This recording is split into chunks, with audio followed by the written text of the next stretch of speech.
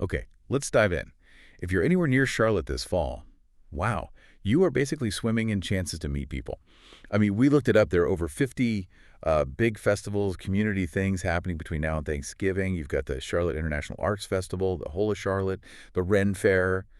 It's just like nonstop. Great energy. It really is, but that energy creates this strange situation, right? A paradox. People go, they're surrounded by others, they have these amazing shared moments, collect all these memories, and yet they walk away with almost zero new friends, real connections anyway. They just don't seem to turn those, high-quality moments into actual relationships. It's a real missed opportunity. Exactly. So that's our mission today. We're going deep on uh, a really specific, actionable plan. We're calling it the Festival Friend Strategy. The idea is you can actually use that fun, relaxed vibe at these events to, well, turn chats into real friendships, build a whole group maybe. Right. And you have to understand why festivals are such gold mines for this first. It's not like some stuffy networking thing. There are really 4 key conditions that all happen at once. First, guaranteed shared experience. Everyone's there for a reason they enjoy. Yeah, you got instant common ground, which immediately makes it less awkward. Yeah. Right. And that rolls right into the second thing. Built-in conversation starters. Yeah. They're everywhere. Totally. You don't need to rack your brain for what to say. It's the line for food, the band playing, maybe some weird art piece. You just point and comment. Easy. Uh-huh. And the third one is just the vibe, the atmosphere. People are generally chilled out, happy, not rushing around. Big difference trying to chat with someone stressed at, I don't know, the DMV versus someone wandering around, say, the Korean Cultural Festival on a nice afternoon. That good mood, it's infectious, makes people way more open. And the last piece, maybe the most important, is that festivals offer, like, natural next steps, follow-up chances. We know connections die when you don't know what to do next, right? But if you meet someone at Breakaway Carolina watching a band. Yeah, it's super natural to say, hey, you like this. There's another fest next month with similar stuff. Boom. Clear path forward. Okay, so let's get into the strategy itself. Step 1, choose your festival type. And this is crucial. Quality over quantity. Absolutely. The research is pretty clear. Don't try to hit all 50 events. That's just impossible. And you'll burn out. You won't make real connections that way. So the pro tip here is pick 2, maybe 3 tops. Between now and, say, late November, pick ones where you genuinely think you'll have fun. Your own good mood matters. We can sort of break them down into 3 types. Yeah, 3 main categories based on the energy and maybe the focus. First up, high energy social. Great if you love buzz, big crowds. Think like Breakaway Carolina Music Fest or something visually huge like the Carolina Balloon Fest later in October. The shared excitement itself is the connector there. Okay. Then there's cultural connection events. These can be amazing for deeper talks, I think. People are often there because they care about the history or the art or the food. Like Whole of Charlotte, that's got such a vibrant feel. Or K-Fest, the Korean Cultural Festival. Even the Renaissance Festival fits here. Big but specific cultural vibe. Right. And the third type. Family-friendly community stuff. Often feels more local, maybe a bit more relaxed, Fall for Matthews or the Charlotte Chalk Art Festival. Slower pace, maybe easier conversation points if you live nearby. Just pick the scene that feels right for you, where you'll be comfortable. Okay, that makes sense. Choose wisely. Which brings us to step 2, the festival conversation formula. We found this really specific but simple opener. Seems to work almost anywhere. Yeah, it's designed to cut through that initial, panic.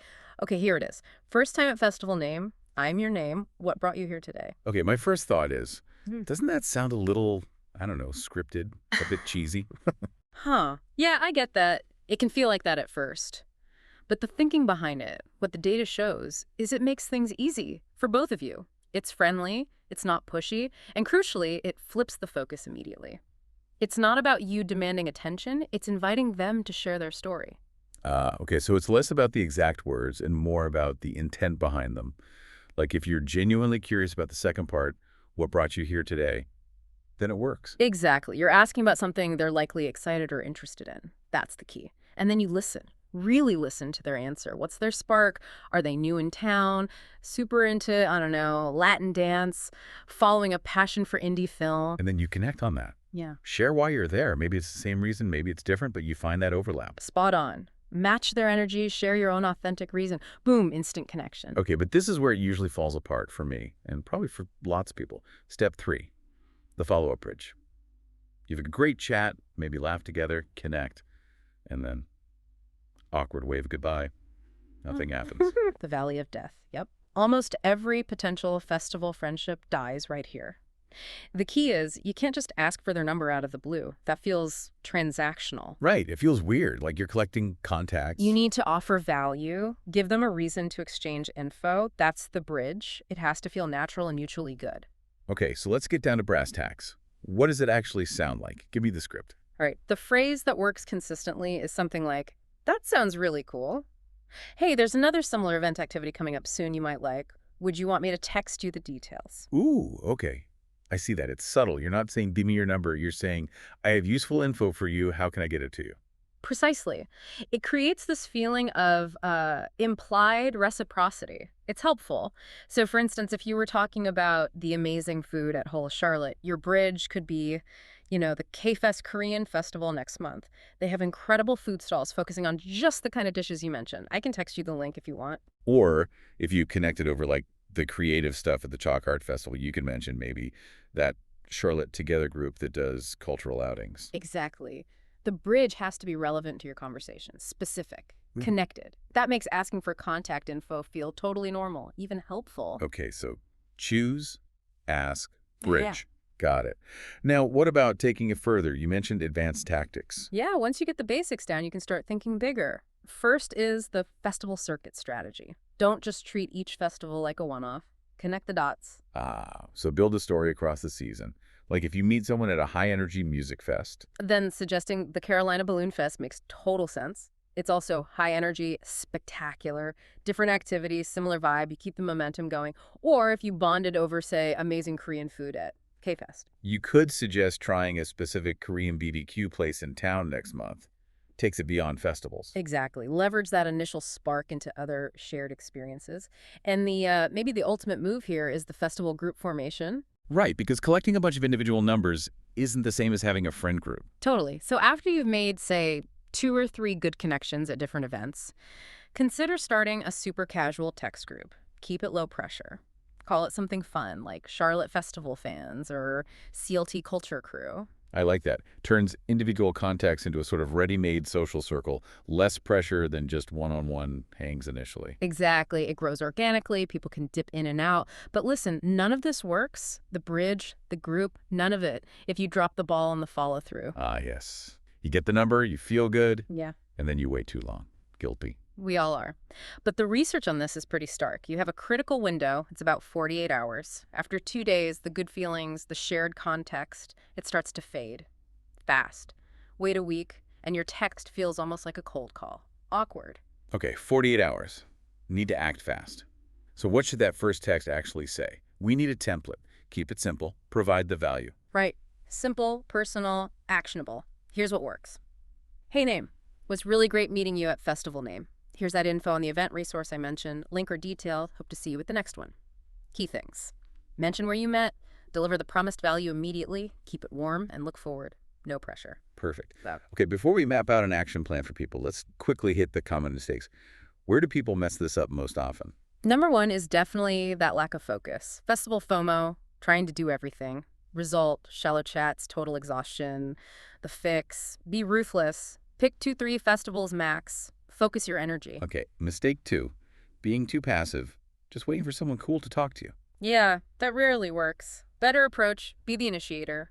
Gently. Use the formula. Remember, most other people feel just as awkward as you do. Someone has to go first. Good point. Mistake 3, getting the number, but then sending a lame follow-up. None at all. Or waiting too long and just texting, hey, no value. Better. Text within 48 hours, always. And deliver on that bridge promise immediately. And the last one. This feels important. Trying too hard. Like trying to force every single conversation into becoming your new best friend. Yes, that puts way too much pressure on everything. It feels needy. Better approach. Aim for genuine connection in that moment. Shared joy. That's it. Let things breathe. Some chats are just fun chats. Some stick. Both are okay. Okay, great summary of pitfalls. So for everyone listening, let's make this super concrete, an action plan for, say, the next month. All right. This week, late September, your mission, should you choose to accept it, pick one festival, or maybe something smaller like Queen City Zine Fest or Charlotte Film Festival. Go and just aim to meet 1, maybe 2 people. Practice the formula, practice the bridge, get 1 contact. That's a win. Okay, manageable. Then early October, say the 1st to 15th, go to your second chosen festival, Hola Charlotte, fall for Matthews. Yeah. And here's the key. Try inviting the person you met last time to go with you, or at least meet up there. This shifts the focus to deepening that connection, not just collecting new ones. Exactly. Then, late October 16th to 31st, this is follow-up crunch time. Make sure you sent that value text. And the bigger goal now, try to plan one non-festival hangout for November. Coffee, brewery, check out a gallery, whatever. See if the connection works outside the festival buzz. That's the real test. Love it. And you can see how this builds, right? Beyond October, you could use these skills to maybe get a group for Halloween events. And by the new year, you might actually have that little Charlotte Culture Club going. It's totally doable. And the core idea, the big takeaway here is that friendships formed around this kind of shared low-pressure fun, they tend to be pretty solid. You're not like interviewing each other for the role of friend. You're just enjoying something together. Yeah, it's based on joy, not obligation or networking. Yeah. So the process is simple, really. Choose your spot, use the ask formula, offer value with the bridge, follow up fast within 48 hours. Which brings us to that final thought, something for you to maybe noodle on. If we accept that many really good friendships often start with this kind of spontaneous, shared, low-pressure enjoyment, how can you intentionally bring more of that feeling, that simple, shared pleasure into all your efforts to connect with new people, even when you're not surrounded by food trucks and live bands? Something to think about. Go explore.